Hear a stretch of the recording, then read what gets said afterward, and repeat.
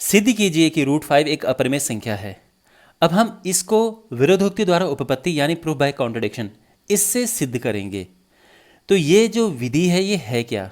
तो इसको हम विरोधाभास विधि भी कहते हैं, क्योंकि यहाँ पर क्या होता है, देखो हम शुरू में एक कल्पना कर लेते हैं, कुछ चीज़ मान लेते हैं कि मान लो कुछ चीज़ कुछ है, लेकिन बाद में ऐसी घटनाएं होती हैं जिससे पता चलता है कि जो बात हमने शुरू में कही थी वो गलत थी।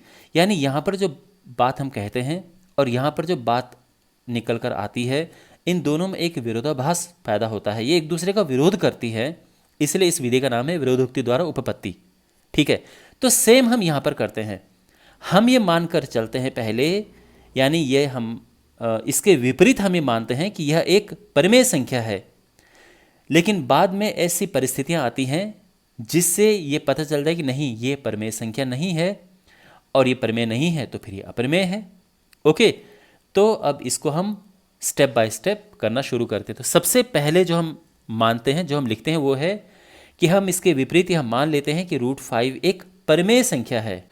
ओके, तो कोई भी जो परिमेय संख्या होती है उसको हम, आप जानते हैं कि भिन्न के रूप में लिख सकते हैं। तो इसका मतलब ये है कि जो √5 है इसको हम लिख सकते हैं a/b, जहाँ पे जो b है वो तो 0 नहीं है, पहली बात। a और b पूर्णांक होते हैं। और सबसे इंपॉर्टेंट बात मैं अब यहाँ पर लिख रहा हूँ कि a और b का कोई उभयनिष्ठ गुणनखंड नहीं है। अब उभयनिष्ठ गुणनखंड नहीं है, इसका क्या मतलब है? इसका मतलब ये है कि इनका कोई कॉमन फैक्टर नहीं है।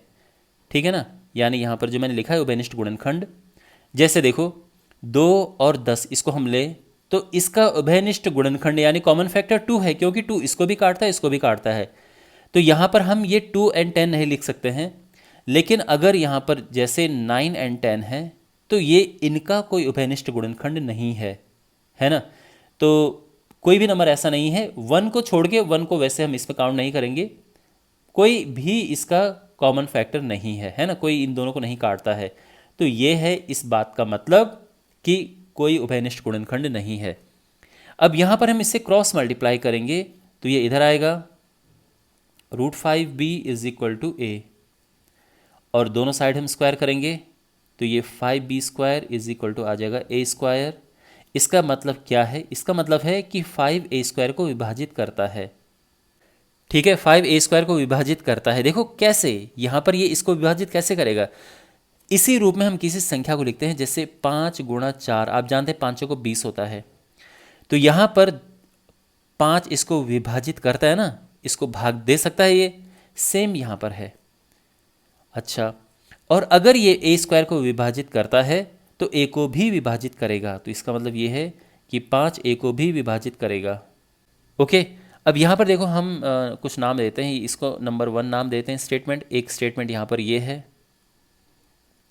ओके, कुछ और भी हम आगे स्टेटमेंट लिखेंगे। अच्छा, अब यहाँ तक क्लियर हो गया है। अब यहाँ पे हम क्या करेंगे कि 5 a को विभाजित करेगा, तो इसका क्या मतलब है? अगर 5 a को विभाजित करेगा तो इसका मतलब है कि a = 5c। भाई 5 अगर a को विभाजित करेगा तो इसका यही मतलब हुआ ना कि a = 5c, क्योंकि 5 a को विभाजित कर रहा है। ओके, और यहाँ पर दोनों साइड हम स्क्वायर करेंगे तो ये हो जाएगा a² = 25c²। ओके, और अब a² को यहाँ पे पुट करेंगे तो ये हो जाएगा क्या कि 5b² a² की जगह पे ये पुट करेंगे 25c², और ये 5 से कटेगा तो ये हो जाएगा b² = 5c²। ये क्लियर है? अब अगर b² = 5c² है तो बिल्कुल जैसे हमने यहाँ कहा था कि 5a² को विभाजित करेगा, ऐसे हम यहाँ पे कह सकते हैं कि 5b² को विभाजित करेगा। तो इसका मतलब क्या है कि 5b² को विभाजित करेगा। अब अगर 5b² को विभाजित करेगा तो ये b को भी विभाजित करेगा।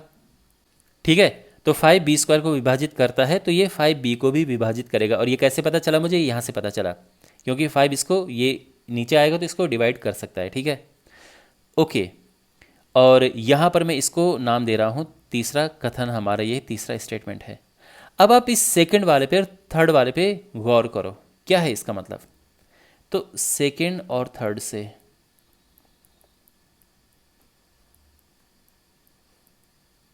इससे इसका क्या मतलब है सेकेंड एंड थर्ड से, कि 5a को विभाजित करता है और 5b को भी विभाजित करता है, यानी 5a और b दोनों को विभाजित करता है, कि 5a तथा b दोनों को विभाजित करता है। और अगर ये दोनों को विभाजित करता है तो इसका क्या मतलब है कि 5a और b दोनों का अभयनिष्ठ गुणनखंड है।